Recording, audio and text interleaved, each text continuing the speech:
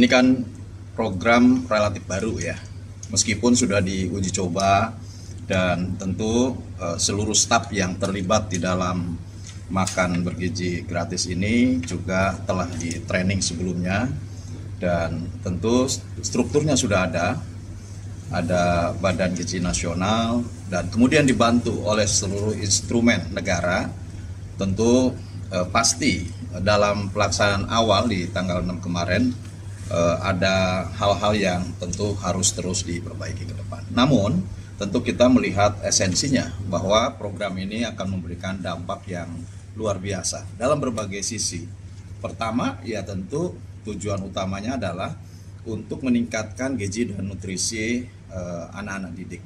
Nah, anak-anak atau siswa yang sekarang berada di SD, SMP, dan SMA diharapkan ini akan tercukupi gizi dan nutrisinya sehingga mencukupi dan kemudian menjadi generasi yang unggul ke depan.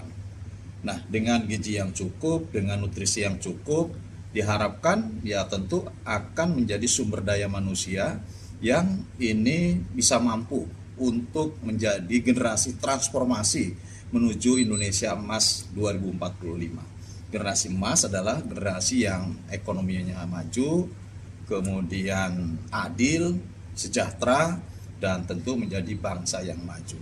Nah, ini yang dalam pandangan saya seluruh instrumen masyarakat harus membantu, gitu ya.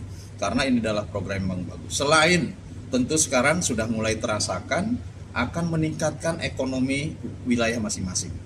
Ekonomi daerah akan meningkat, ya, karena ada banyak pesanan ataupun ada banyak kebutuhan akan komoditas-komoditas lokal yang dihasilkan di wilayahnya masing-masing. Ini yang tentu akan menjadi pembangkit ekonomi baru.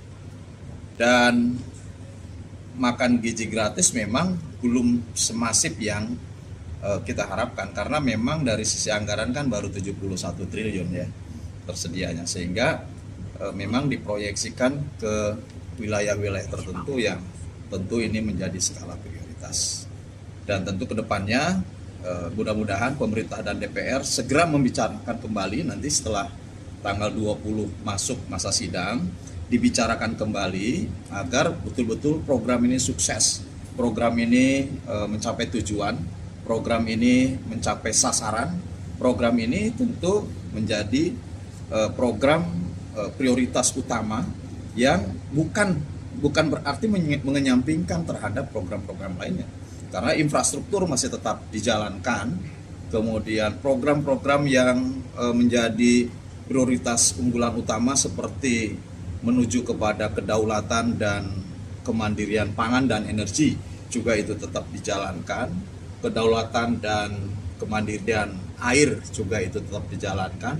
Tentu mudah-mudahan dengan skala prioritas yang lebih terarah dan terukur ini, pemerintahan Presiden Prabowo akan menciptakan generasi-generasi yang unggul, Indonesia yang maju, dan tentu insya Allah inilah keniscayaan Indonesia sebagai negara yang kaya raya akan sumber daya alam, juga menunjukkan kelasnya nanti ke depan. Programnya masif, ini kan programnya masif ya, hampir di seluruh wilayah, kemudian mencapai jumlah yang sangat besar. Tentu pasti dalam awal-awal pelaksanaan kegiatan pasti akan ada hal-hal yang tentu tidak sesuai dengan harapan atau tidak seoptimal yang diinginkan. Tetapi saya kira ini adalah proses ya, proses kepada tahap, dan ya mungkin butuh sedikit waktu untuk sampai kepada semua bisa jalan, karena kan klasternya per 3.000. Per klaster dapurnya 3.000. Nah, kemudian dijadikan sekian banyak klaster.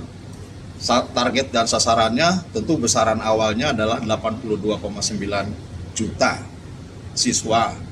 Nah, kalau secara bertahap kemudian menuju ke angka idealisnya kita mencapai sasaran dan target tersebut, tentu harus ada tahapan yang harus kita lakukan.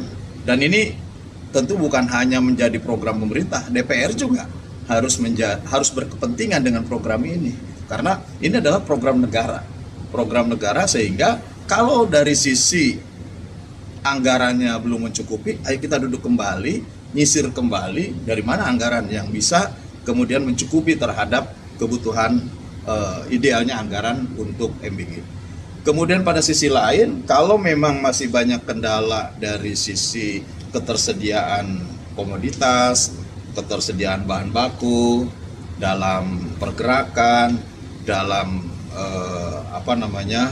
mengisi terhadap wilayah-wilayah tertentu yang tentu butuh dukungan transportasi yang cukup, ya mari kita bantu bersama.